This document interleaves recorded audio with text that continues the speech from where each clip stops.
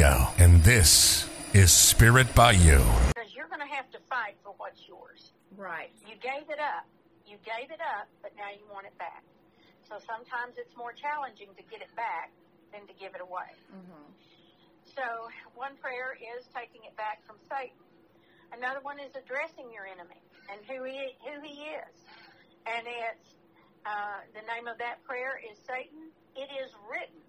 And these are scriptures that will tell Satan that this is what's going to happen, and this is what's going to happen.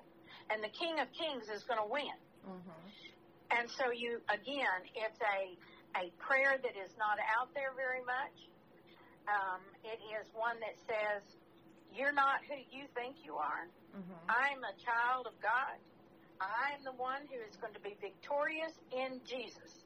Okay, you're going to go that direction. Mm-hmm. Another one is so many people have been abused and abandoned and neglected and tortured. You know, mm-hmm. we forget who we are. Right.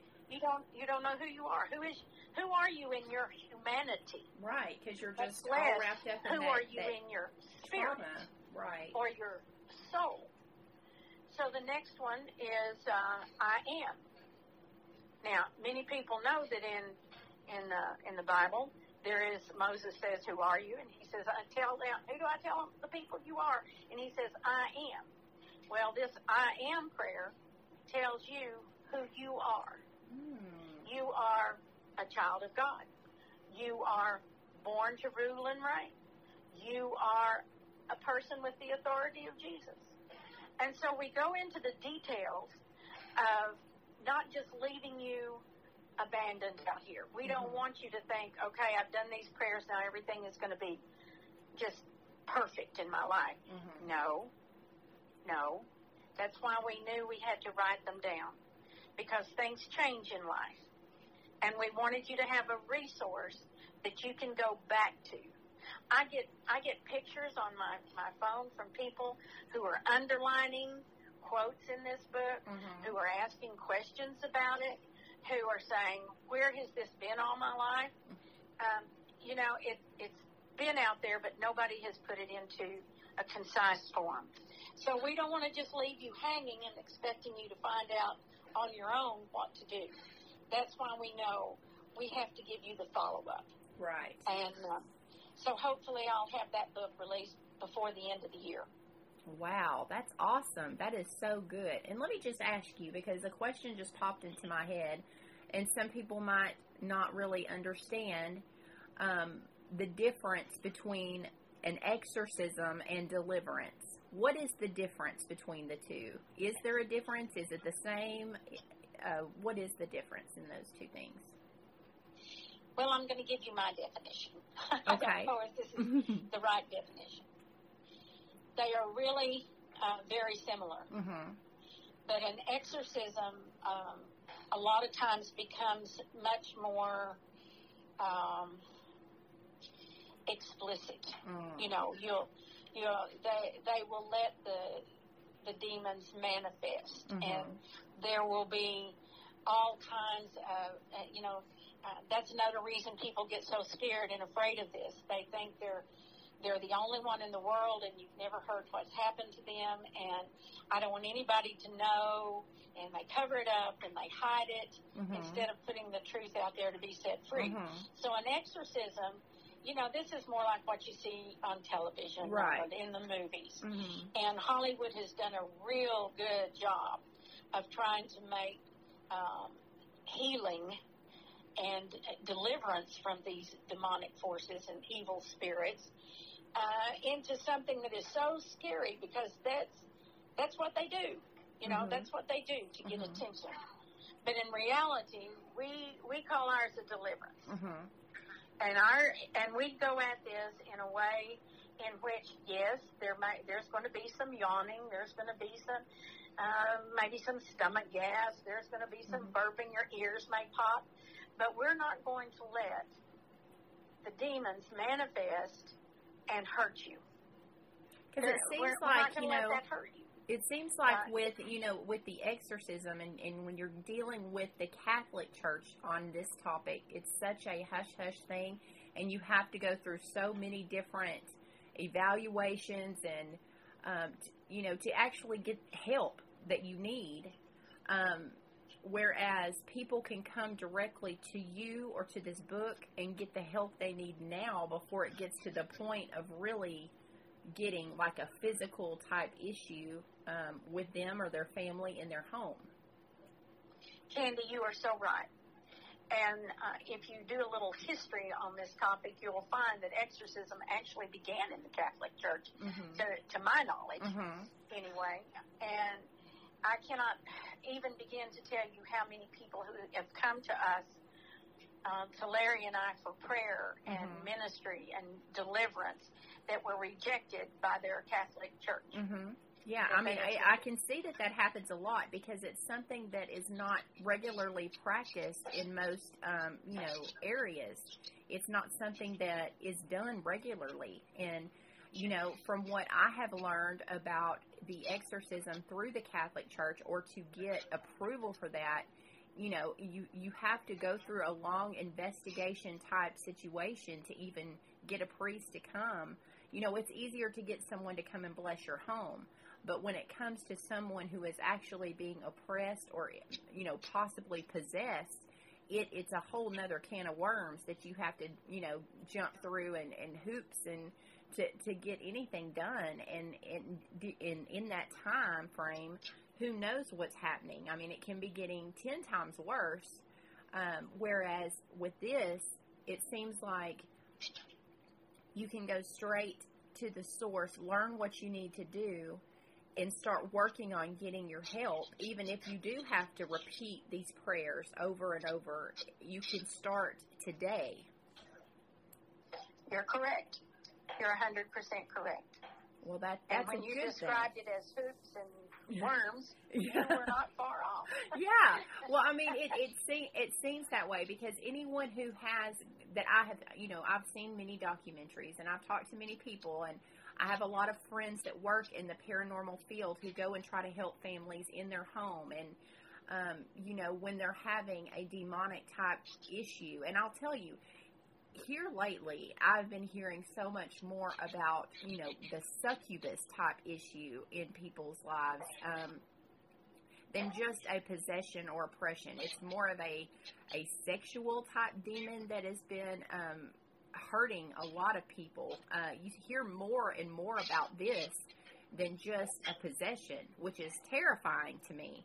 But, I mean, why would you want to do that when you have a resource that you can actually go to and really start working on getting your life back on track, now? I mean, it just seems like this would be such a better, these are the prayers that you use, that you and your husband have used for years in deliverance. So these are the prayers that you can use yourself and reclaim your life yourself. You don't have to have someone standing there with you,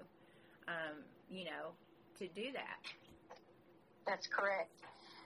When you mentioned the incubus spirit, you hear them referred to, and you'll hear us refer to them as demons, devils, and unclean spirits. And incubus and succubus are the unclean sexual spirits mentioned in the Bible.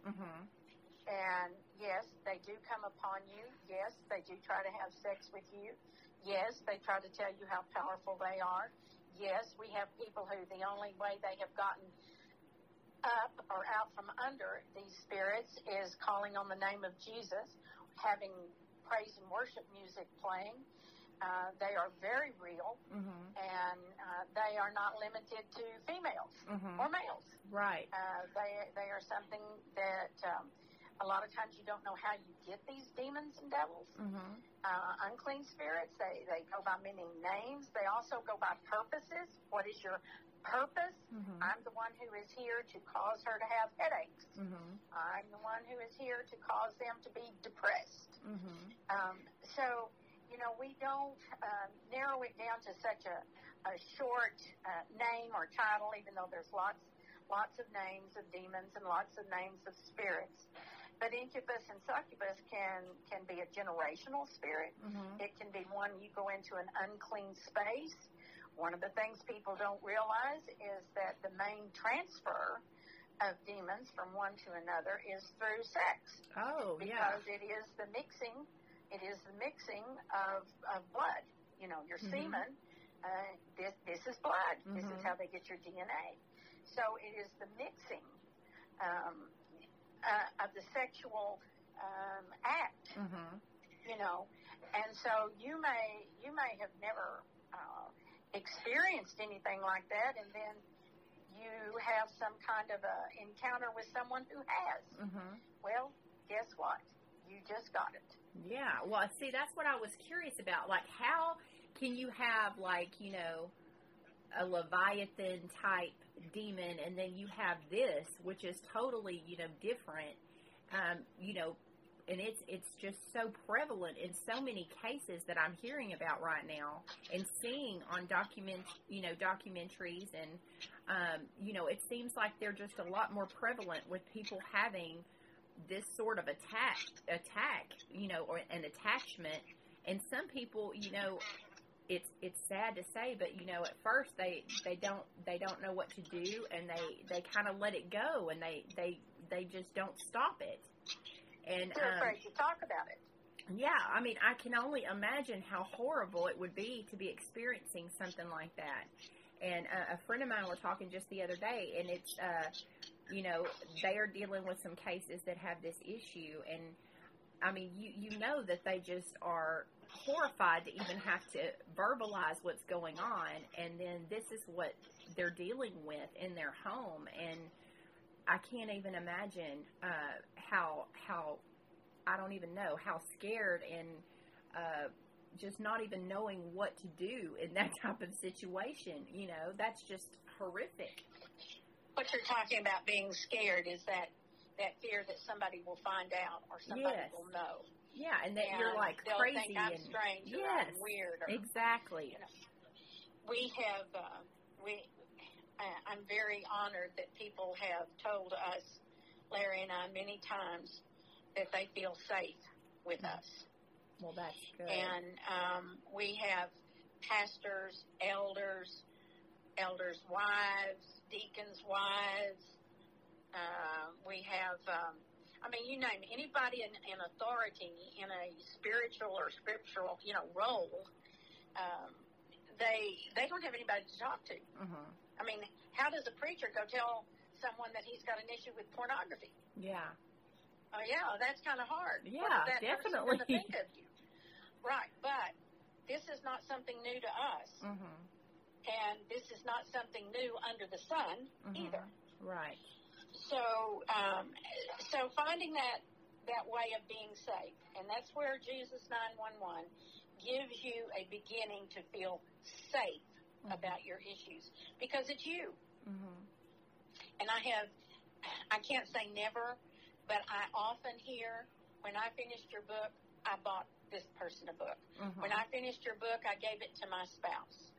You know, it becomes something that is a drivenness to help other people. Right. You just become driven to do that.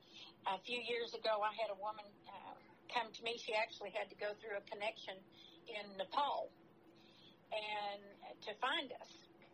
And we don't advertise. We don't put out a big show or magazine ads, but there's just always someone at the door, right? And so she sent me a message, and she said, I'd like to do a magazine article on you. And I told Larry, absolutely not, no way. And I said, I got to pray about this today. So it took me all day long in prayer to decide, well, we would talk to this person. As it turned out, she did an article on us, and it was in D Magazine, which is the Dallas magazine. You can also find that online. Just Google D Magazine and put in the name Pollard. Okay. And unbeknownst to us, they had the right to put the title on the article. So it's called The Exorcists next door. Oh. And so it turned out to be a 7-page story, which we were just like, oh my goodness, what's fixing to happen? Yeah. You know?